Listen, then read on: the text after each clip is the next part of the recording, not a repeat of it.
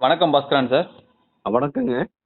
Sir, காஷ்மீர்ல attack நடந்தது குறித்து நம்ம முன்னதாக பேசியிருக்கோம். இப்ப மத்திய அரசோட நடவடிக்கை எப்படி சார் இருக்கு பாகிஸ்தான் மீது?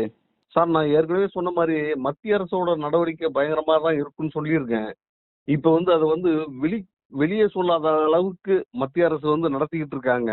இப்ப பாத்தீங்கன்னாக்கா, அ லாகூர்ல விமான நிலையம் தீ விபத்துல ஆச்சு. ஈரான்ல மிகப்பெரிய துறைமுகம் பந்தர் அப்பாஸ் சாஹித் ராஜ்ன்னு சொல்லி வெடிச்சுது. அதே மாரி ஜீலா நதிய தொறந்து விட்டாங்க. வெள்ளம் பூரா முஷாபாராபாத்துக்கு போய் இன்னைக்கு பாகிஸ்தான் திக்குமுக்காட வச்சிருச்சு.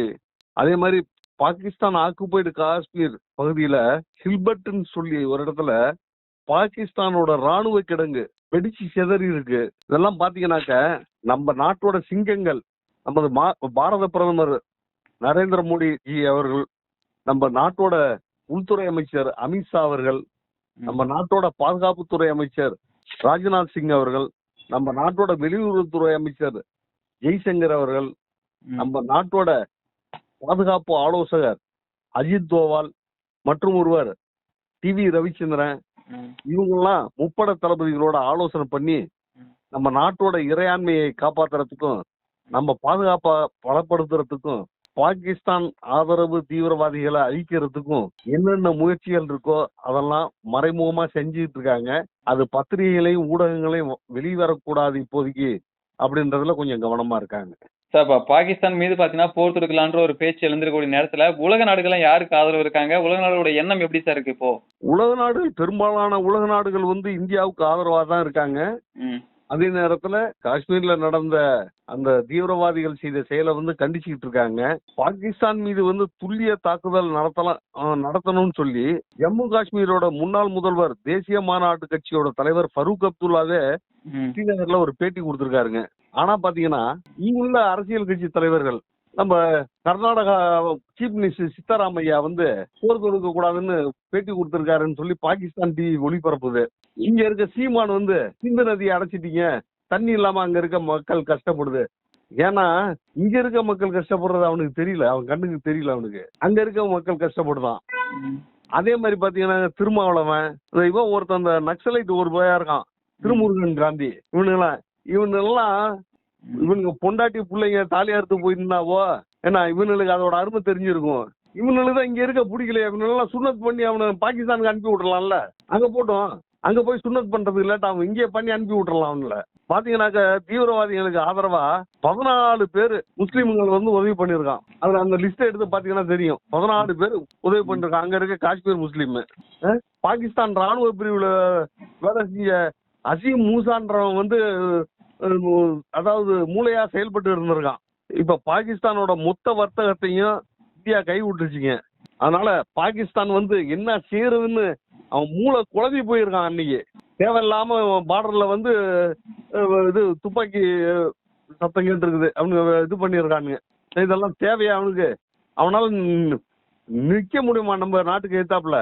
அதை பாத்தீங்கன்னாக்க நம்மளோட இங்க இருக்க ஆளுங்கட்சி எதிர்கட்சி எல்லாம் ஒருங்கிணைந்து லோக்சபா ராஜ்யசபாவில் இருக்க எம்பிங்க எல்லாம் ஒன்னா உட்கார்ந்து பேசி நம்ம இந்திய இறையாண்மையை காப்பாத்துற நோக்கத்தோட நம்ம பாதுகாப்பை உறுதிப்படுத்துற தன்மையா நல்ல முடிவு எடுத்து தீர்மானம் போட்டு நல்ல ஒரு முடிவு எடுக்கணுங்க. அதை எடுத்தா நம்ம நாடு நல்லா காப்பாற்றப்படும். எதிர்கட்சி எல்லாம் இந்த நேரத்துல ஆளுங்கட்சிக்கு ஆதரவு கொடுக்கணும். அப்பதான் நம்ம மக்களோட உயிரை காப்பாற்ற முடியும். இவங்க பாட்டுக்கு அரசியல் லாபத்துக்காக இவங்க பேசிட்டு போயிடக்கூடாது. இல்ல சார், ஆனா இப்ப கர்நாடகா முதலமைச்சர் சித்தராமையா என்ன சொல்லியிருக்காருன்னா, அவர் மீது நான் போர்ல இருக்க வேண்டாம், நடவடிக்கைன்றதே பெரிதாக தேவையில்லை அப்படின்ற போல ஒரு கருத்து தெரிவிச்சிருக்காருல்ல சார். எதிர்கட்சிகள்லாம் வேற ஒரு நிலைப்பாட்டுல தானே இப்ப இருக்காங்க. இல்ல அவரு நல்லா நல்லா அருமையா இங்க உட்கார்ந்துட்டு இருக்காருல்ல இந்தியாவுல பாதுகாப்பா. அதனால அவர் அப்படிதான் பேசுவாரு. அவர் பொண்டாட்டியா பிள்ளையா தாலி அறுத்து போய் நின்று இருந்ததுனாக்கா, இந்த மாதிரி செத்து போய் மருமகனை கொண்டு விட்டு இவனு தாலி அறுத்து போய் நின்னாக்கா இவரு அந்த மாதிரி வார்த்தையெல்லாம் பேச மாட்டார்ல. ஏங்க இவனுக்கு என்னங்க இருக்கு இவனுக்கு அரசியல்வாதிக்கு? இப்படிதாங்க பேசி பேசி நாட்டை குட்டிச்சோறாக்கிட்டு இருக்கானுங்க. ஏங்க நாட்டோட மக்களோட இதை பாக்குறதுக்கு இல்ல இவெல்லாம் ஒரு அரசியல்வாதி. அவன் இதை வேற இவன் chief minister, Karnataka chief minister. உன் வயசு என்ன உனக்கு தெரிய வேணாமா? உனக்கு நாட்டோட இது என்னன்னு தெரிய வேணாமா? இவனுக்கெல்லாம் எனக்கெல்லாம் நம்ம மிலிட்டரியை விட்டு வந்துட்டேன், என் உடம்புல பாம்பை கட்டி கொண்டு போய் குதிரானாக்க கொண்டு போய் ஹெலிகாப்டர்ல போட்டா தீவிரவாதியோட எங்கெங்க இது இருக்காங்க ராணுவ கிடங்களை கொண்டு போய் விட்டாக்கா நான் குதிப்பேங்க நானு. என் நாட்டுக்காக எல்லாம் செய்வேங்க நானு. என் நாடு தாங்க எனக்கு முக்கியம். என் தேசம் பாதுகாக்கப்பட்டுங்க. இவனுங்க இங்க உட்காந்துக்கிட்டு அரசியல் பண்ணிக்கிட்டு இருக்கானுங்க இவனுங்க எல்லாம். சார் இதுல பயங்கரவாதிகளை பாத்தீங்கன்னா பாகிஸ்தானை சேர்ந்தவர்கள் என்பது ஒரு பக்கம் இருந்தாலும் பாத்தீங்கன்னா உள்ளூர் வாசிகளோட ஆதரவு தான் இங்க இருக்கும். அதனாலதான் உள்ள வந்துட்டு அட்டாக்கே பண்ண முடியுது அப்படின்ற பேச்சுக்கு யாரு சார் உள்ளூர் வாசிகள் இருப்பாங்களா இல்ல வந்துட்டு இந்தியாவில் இருக்கக்கூடிய யாராவது வந்துட்டு அவங்களுக்கு ஆதரவு கொடுத்துருப்பாங்களா சார்? காஷ்மீர்ல இருக்க உள்ளூர்வாசிகள் தாங்க. அங்க இருக்க உள்ளூர்வாசிகள் தான் அவனுங்களுக்கு ஆதரவு கொடுத்துருக்கான். அவனுங்க வந்து வழி காமிச்சிருக்கான் இப்ப இப்படின்னு சொல்லிட்டு ஸ்கெட்ச் போட்டு கொடுத்துருக்காங்க இல்லைங்க. அவனுங்க உதவி இல்லாம இவனுங்க எதுவுமே செய்யலைங்க. அவனுங்களை தாங்க மெயினா வச்சுட்டு செய்யறானுங்க. அதுல எக்கு தப்பா ஒரு பாவம் ஒரு குதிரைக்காரன் ஒருத்தன் செத்து போயிட்டான், முஸ்லீம் ஒருத்தன். அதான் பெருசா பேசுறான்னு ஒழிய மற்றது செத்து போன 26 பேரையும் பெருசா பேசல. இங்க இருந்து ராகுல் காந்தி போனாரு, என்ன பண்ணாரு? அந்த 26 குடும்பத்தை பத்தி ஏதாவது பேசினாரா? அவங்க செத்து போன வீட்டுக்கு போய் அனுதாபம் தெரிவிச்சுட்டு போறாரு. இவரெல்லாம் ஒரு பெரிய தலைவர், மகான். என்னங்க இது நாடு? நாட்டை நாசமாக்கிட்டு இருக்கானுங்க இந்த அரசியல்வாதிங்க. நாட்டோட பாதுகாப்பு முக்கியங்க. நம்ம தேசத்து மக்கள் முக்கியங்க. என் ராணுவ சகோதரன் தினம் செத்துக்கிட்டு இருக்காங்க.